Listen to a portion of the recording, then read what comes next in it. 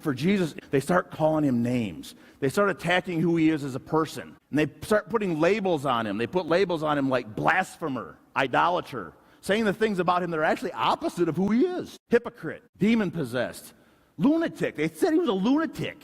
He's insane. And all these labels pile up and pile up and pile up. And Jesus carries them and carries them. And he carries them right into Pilate's office. The self-hatred-induced labels end him up in Pilate's office. Matthew 27. When he was accused by the chief priests and the elders, he gave no answer. Then Pilate asked him, "Do you hear what they're saying about you? Do you hear what they're saying? Do you understand the ramifications of this? Do you understand where this is going? This is going to the cross. Do you understand?" But Jesus made no reply, not even to a single charge. Now right here, I want Jesus to say something. Say something. You don't have to say what I would say. In fact, I recommend not. You don't have to do what I would do. You don't have to blow a gasket. But say something. This is a great opportunity. You're in the center stage of the world. You're in Pilate's office, you know. This is a great chance for you to say, "No, who I really am. Tell us who you are." That's why you're here, right? You are here to tell us who you are. You are here to tell us what you're doing here. You're here to describe to us your mission in the world. This is it, right? This is the greatest moment, and maybe Pilate will even join you. Wouldn't that be cool if Pilate joined you? So say something, please. And it's almost as if Jesus has decided that in his silence, he's saying more about who he is and why he's here than he could with words. It's almost as if he's saying, "Rick, just listen. I am saying who I am. I am saying what matters. I am saying why I am here." And we saw, interestingly, just before this event in Jesus' life, just before this event, we saw that Jesus was explaining all this, right, in the garden to the disciples, about how all this is going to go down. There's going to be suffering, and there's going to be executions, and it's going to be bad. And Peter suddenly decides, "Jesus, I will be the voice of shame for you, because evidently you have no shame. Evidently you don't have that voice in your head that's insisting you defend yourself like everybody else has. So I'll do it for you. I will be the voice of shame for you." "Never, Lord, I will protect you." Okay, that's the voice. That's the same voice that's in my head. "Never, Lord, I will protect you." And this is the first place, and maybe only place, where Jesus aligns that voice with Satan. He says, "Get behind me, Satan." Because you don't have in mind the things of God. You have in mind the things of men. It says that Pilate was amazed. He's amazed. Who does this? Who has this capacity? Who has this ability? Who has this strength? Who has this understanding? Who has this restraint? Who has the ability to not respond in defense? There's not a word of defensiveness. There's not a word of blame. All that stuff that we would do. And Pilate says, this is almost not a human being, when in essence it's the only human being who has not been afraid to claim his humanity.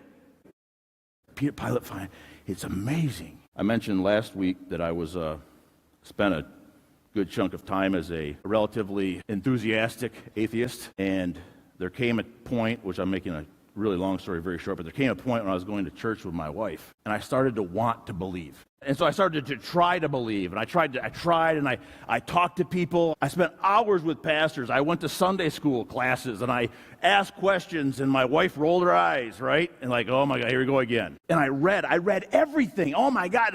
And you know what? I could not force myself to believe. I just couldn't do it. And so eventually I had this conversation with myself. It was actually a verbal conversation, and I said to myself, I quit.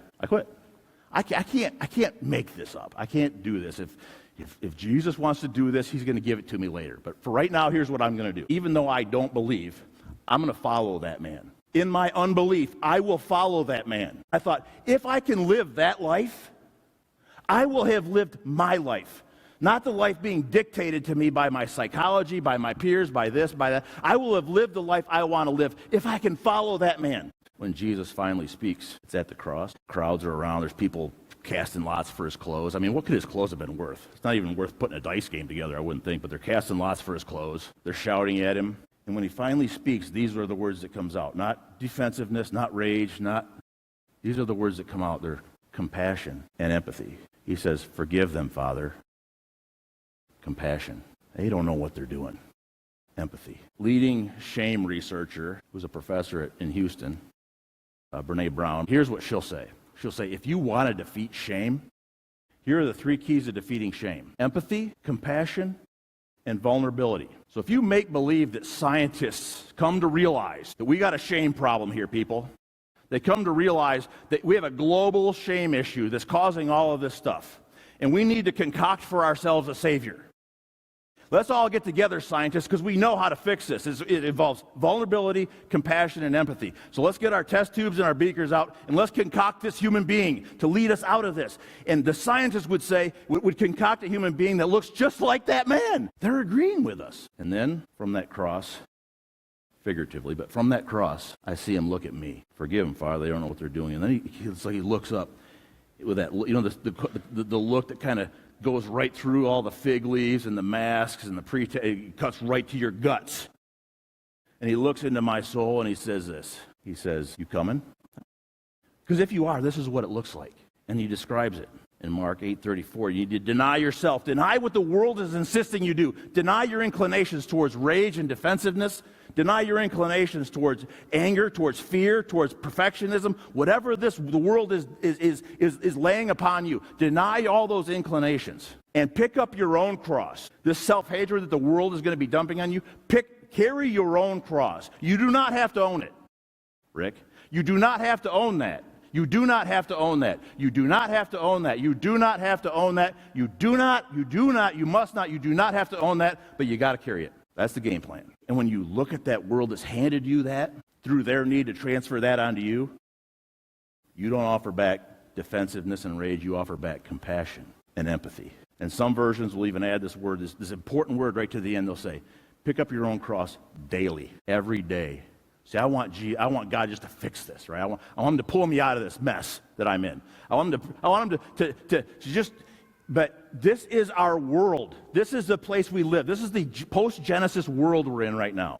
This is the place we exist. This is going to be a daily fight, a daily battle because of the world we exist in. However, we do not have to be slave to that world. We do not have to be slave to those decisions. We have the freedom to make a choice to instead follow that man. Follow that man into a place of vulnerability, empathy, compassion, not because you have to, but because you're free to. We are free to follow him into freedom. And Jesus says, it's kind of a big deal. There's a lot at stake. Verse 35, whoever wants to save his life was going to lose it. But whoever loses their life on account of me, because of this, and for the gospel, will save it. And in this context, Jesus is not talking about where we go when we're dead. He said, this is how we live while we're alive.